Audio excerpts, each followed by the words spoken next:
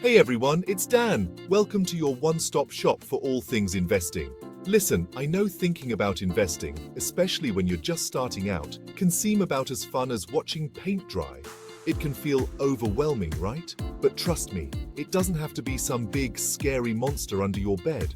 Whether you're dreaming of retiring early on a beach somewhere, finally buying that dream house, or just having your money work harder for you, this video is your beginner's guide to investing. We're going to break down the essential steps every new investor should follow to start growing their wealth. So grab a notebook, get comfy, and let's dive in. Before you even think about throwing money into the stock market, we need to talk about you. What are your financial dreams? Do you want to retire early, buy a rental property, travel the world? Write those goals down and be specific. Instead of saying, I want to retire early, say I want to retire by 55 with enough money to travel for 6 months out of the year. See the difference?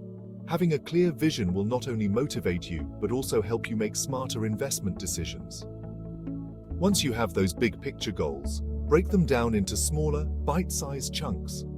Let's say you want to buy a $400,000 house in 5 years and need an $80,000 down payment. That means you've got to save $16,000 per year, or about $1,333 per month. See, having a plan makes it much more manageable, right? Okay, now let's talk risk.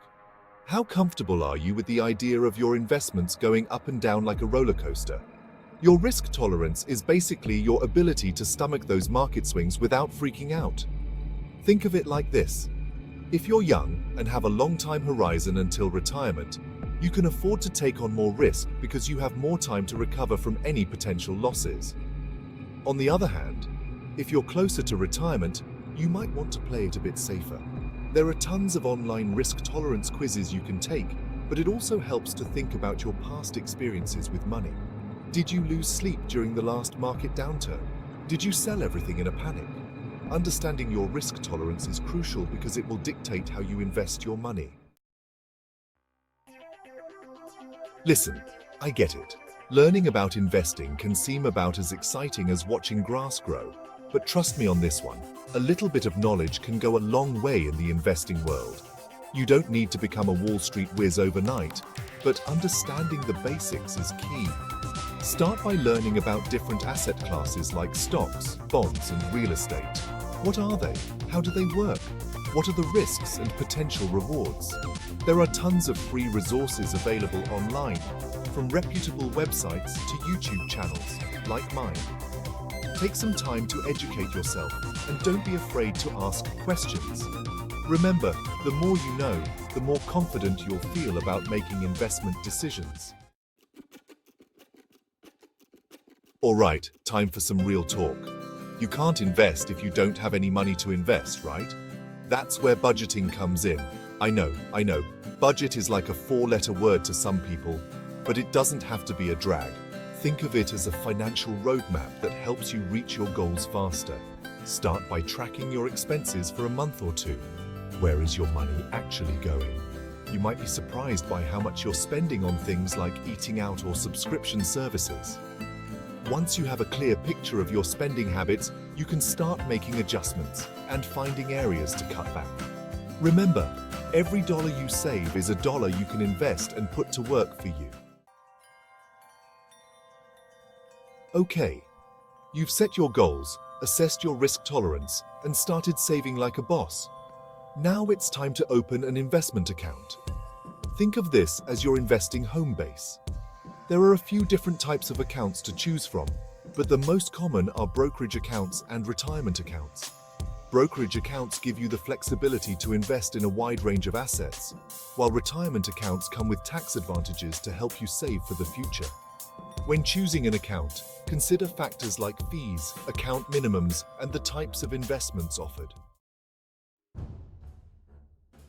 Here comes the fun part, choosing what to invest in. There's a whole world of investment options out there, each with its own risks and potential rewards.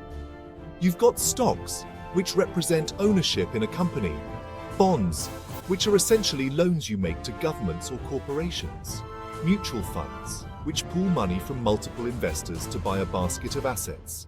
ETFs, which are similar to mutual funds but trade on an exchange like stocks. Real estate, which can provide rental income and appreciation. Commodities, which are raw materials like oil and gold, and even cryptocurrencies, which are digital currencies that use cryptography for security. Remember that roller coaster we talked about earlier? Well, diversification is like strapping yourself in and holding on tight. Instead of putting all your eggs in one basket, you want to spread your investments across different asset classes. This helps to reduce your overall risk because if one investment does poorly, others might do well, and it can help to smooth out those market ups and downs. Think of it like this. You wouldn't want to invest all your money in just one company, right? Because if that company goes bankrupt, you lose everything. The same principle applies to asset classes. By diversifying, you're essentially creating a safety net for your investments. You've made it. You've learned the basics, set up your account, and chosen your investments. Now it's time to take the plunge and make your first investment. Remember, you don't need a ton of money to get started. In fact, many online brokerages allow you to start investing with as little as $5. The most important thing is to just get started and be consistent. Consider setting up automatic transfers from your checking account to your investment account each month. This way you're investing consistently, even if it's just a small amount. Congratulations! You've taken your first steps toward becoming a confident investor. Remember, investing is a marathon, not a sprint. Don't get discouraged if you don't get rich quick or if the market takes a dip.